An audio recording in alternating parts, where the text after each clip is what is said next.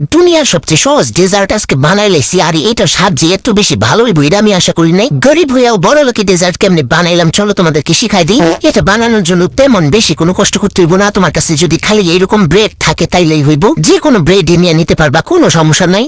এখন একটা ব্রেড নিয়ে ব্রেডের সাইডের যে শক্ত অংশ লাল কালার অংশটা আছে এইটার একদম ছুরি দিয়ে কাইটা ফালাই দিতে হইব। না ফালানো যাবো না, আমি তো আবার গরিব, এগুলো আমি খাই ফেলবো, ঠিক আছে? আমি বড় লোক না যে আমি ফালাই দিব।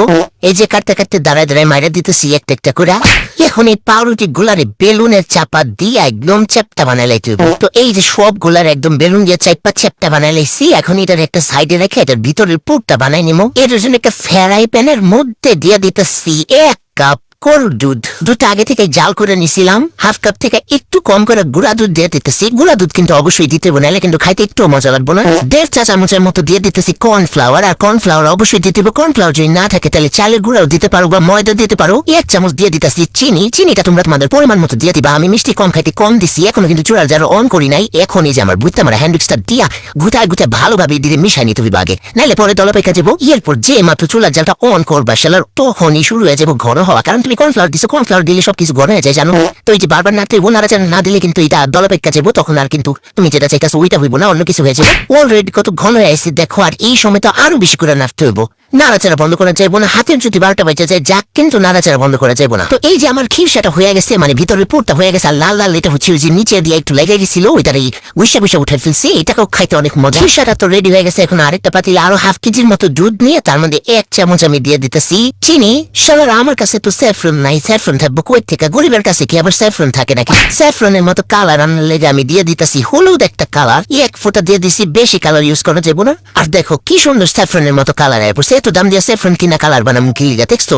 কত সুন্দর গরিবের স্যাফরনের কালার আয় পড়ছে। এখন এই দুধটারে জাল করে একটুখানি ঘন করে নিমো। এদিকে যে রুটি গুলারে চ্যাপটা করে রাখছিলাম ওই রুটির মধ্যে খিসাটা দিয়ে এইভাবে যে স্প্রেড করে দিতেছি, ছড়াই দিতেছি।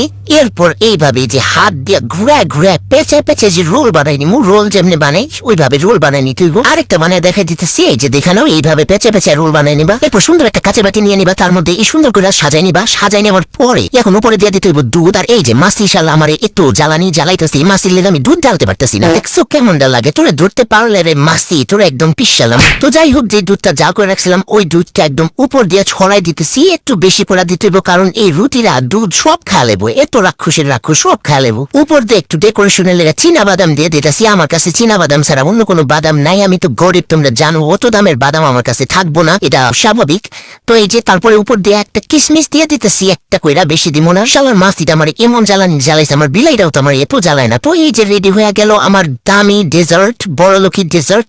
এইটারে রাখা দিতে হইব ফ্রিজে 2 ঘন্টার লেগা। তারপরে এটারে খায়া দেখমু কেমন হইছে। ওমা, ফ্রিজ থেকে বাইর করে দেখি এই রুটি রাখো সব দুধ খায়া লাইছি। একটু দুধ যদি রাখতো একারে নিয়ে নিজে একদম ফুল লেগেছে।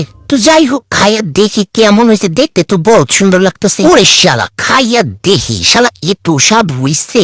এর পাউরুটি দিয়া যে একটু মজার ডেজার্ট বানানো যায় এইটা তো কোনো আইডিয়াই আমার ছিল না, কিন্তু খাইয়া তো আমার সব ভুল ধারণা ভেঙে গেছে। এত কম দামি জিনিস দিয়ে এত দামি বড় লোকের ডেজার্ট খাওয়া যায়? না খাইলে বুঝবা না। তাড়াতাড়ি বানায় খাইলাম।